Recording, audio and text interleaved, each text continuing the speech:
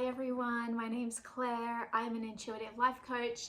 I've been an executive headhunter for 12 years, and today I wanted to bring you a message about bringing your full self to a job interview. And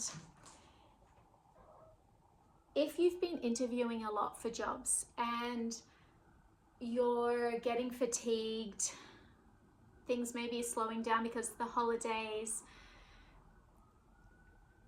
I would encourage you to remember to have fun. So like on the weekend this year, I decided I wanted to get a live tree, a real life Christmas tree. Here it is. And I decorated it and put it in some water. And now when I have meetings, I've been talking to people like about the Christmas tree. My cat got tangled up in string. It was funny. Like, it just brings some personality to your interaction. So I would say if you celebrate the holidays, enjoy, make sure you make some time, even an hour on a Saturday, to like enjoy a part of that, because not only will it enrich you and your life and give you some respite from the job search and happiness and ease your mind from worry, it also gives you some pizzazz, like something interesting to talk about when you go into an interview. And it doesn't have to be holiday decorations. It could be, in London, my boss would always say, like, learn to cook. If you learn to cook, you always have something to talk about. Now that might be too big of a task, but it could be anything. It could be like you run a new route in your area. It could be that you like visit a lake that you've never been to and like do a lap around the lake. It could be that you go to a museum. I went to the Ronald Reagan Museum here in LA. They had an exhibition, like it was really cool. So sometimes, like when we're so focused on a result, we forget to live life. And I've been super guilty of this too. I think whole years have gone by where I've just been so focused on work, maybe a decade. But it's really important to be a fully rounded person and take that fully rounded person into your meeting, interview, any situation or circumstance where you need to influence another person. The best way is always to connect on a personal level first, because there's probably thousands of people qualified for this career opportunity, or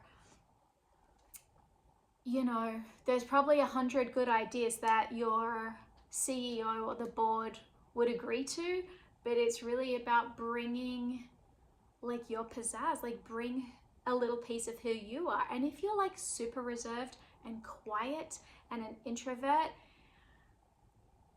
talk about a book that you've just read. I'm reading this incredible book at the moment called Going Infinite about the crypto billionaire. Like, it's so good. So, and I love Foreign Affairs magazine because my brain is so happy when I'm reading about geopolitics for some reason. So think about because as well, when we talk about something that, and we don't have to go into like an hour soliloquy about it, but a sentence or two, it's like when we talk about something we love or we're interested in or excited about, or even just curious about. Excited is a strong word, so I would say curious. If we talk about something that we're curious about, we've just done, that's like an instant gateway to passion. And when you bring that naturally into a meeting,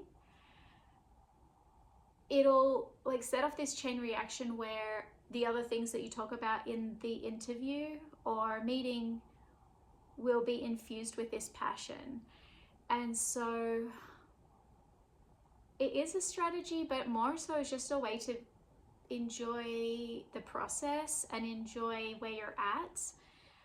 and not try to rush through everything as fast as you can. Like, I'm guilty of that.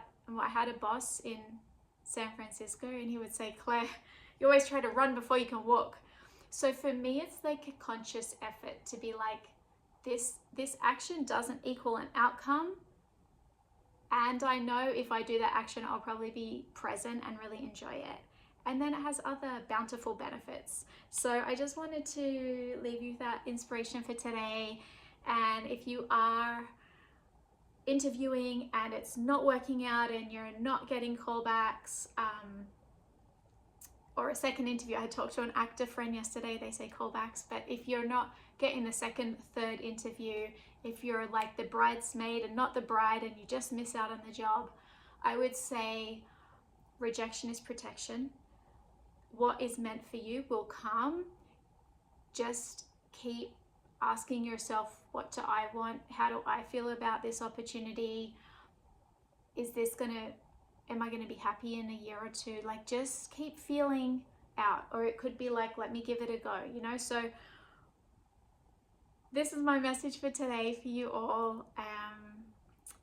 I do career coaching, and if anybody's interested in learning how to work with me, you can message me on LinkedIn, or you can send me a text. My cell number's on LinkedIn. And yeah, happy holidays. Talk soon. Bye.